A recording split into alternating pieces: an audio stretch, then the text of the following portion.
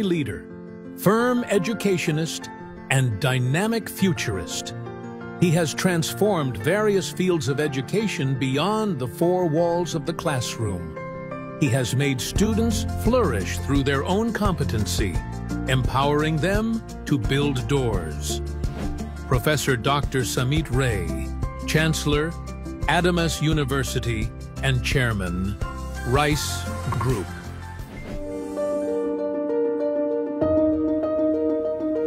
স্টুডেন্টদের ফিউচার প্ল্যানিংয়ের ক্ষেত্রে is very important how he will take the decisions এবং এই ডিসিশন নেওয়ার ক্ষেত্রে বেশ কিছু ব্যাকগ্রাউন্ড থাকা দরকার। ছেলেমেয়েদের জানা দরকার যে নেক্সট 20 ইয়ার্স বা 30 ইয়ার্স কীভাবে আমাদের পড়াশোনাটা চলবে এবং যা ইন্ডাস্ট্রির সাথে ভীষণভাবে রিকোয়ারমেন্ট অনুসারে নিজেকে ডেভেলপ করতে পারবে। সায়েন্স, আর্টস, কমার্স নেক্সট 10-15 বছরের মধ্যে এই ডিভিশনটা থাকবে না। আসবে হচ্ছে liberal science, language, literature and technology. ছেলেমেয়েদের বুঝতে হবে আমি যদি সাইবার লয়ার হতে চাই তাহলে কিন্তু আমাকে কম্পিউটার নিয়ে যেমন পড়তে হবে আবার ল নিয়েও পড়তে হবে। আমি যদি ফার্মাসিউটিক্যাল লয়ার হতে চাই আমি ফার্মেসি নিয়ে পড়বো, সঙ্গে লটা নিয়েও পড়বো। তাই এই ধরনের আমি যদি জিওগ্রাফি পড়তে চাই তাহলে আমাকে জিও ইনফরমেটিক্স পড়তে হবে। এই যে নতুন যে ভাবনাগুলো, নতুন যে স্ট্রিম, এবং ছেলেমেয়েরা খুব fortunate. What is happening, what will be happen next 20 years, এটা কিন্তু গুগলে গেলে তার কিন্তু ফোরকাস্ট এবং তার এই ভাবনাগুলো তা দেখতে পায়।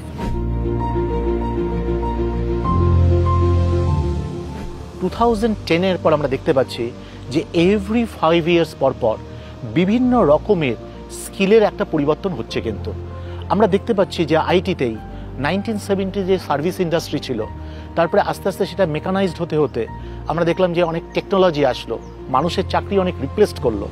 এখন আমরা বলছি যে এআইও অনেক রিপ্লেস করব, কিন্তু তার মানে এই নয় যে চাকরির সংখ্যা কমবে। কিন্তু যেটা চ্যালেঞ্জ একটা ডিগ্রি পাওয়া বা একটা সার্টিফিকেট পাওয়া নয়, কিন্তু আমি যখন ইউনিভার্সিটিতে পড়াশোনা করব, ইউনিভার্সিটির মেন্টররা, প্রফেসররা যে কোয়ালিটিটা আমার মধ্যে ইনভাইট করবে সেটা কিন্তু এই প্রতি 10 বছর অন্তর অন্তর পরিবর্তিত যে স্কিল লাগবে সে নলেজের ক্ষেত্রেও তার সাথে অ্যাডাপ্ট করার জন্য যে এফিসিয়েন্সি দরকার, যে হ্যাবিট তৈরি দরকার, সেটাই কিন্তু ইউনিভার্সিটিকে হচ্ছে তৈরি করতে হবে আগামী দিনে। আমি স্টুডেন্টদের জীবন পরিবর্তনের ক্ষেত্রে সবসময় সাজেস্ট করব যে তাদের খুব প্যাশনেট হওয়া উচিত, ধৈর্য নিয়ে, এবং ভীষণভাবে নলেজ কীভাবে অ্যাকোয়ার করা যায় সেটাকে একটা পার্সু করা উচিত। কারণ স্কুল কলেজে, ইউনিভার্সিটিতে শুধুমাত্র 9:30 থেকে আমি 5:30 পর্যন্ত পড়াশোনা করলাম ক্লাসরুমে, সেটাই বড় ব্যাপার নয়। কিন্তু বাকি সময়টা আমি যখন বন্ধুবান্ধবের সাথে গ্রুপ স্টাডি করছি বা পড়াশোনা করছি, সেটা কিভাবে স্কিল এনহ্যান্স করা যায় সেই অভ্যাসটাকে গড়ে তোলা দরকার।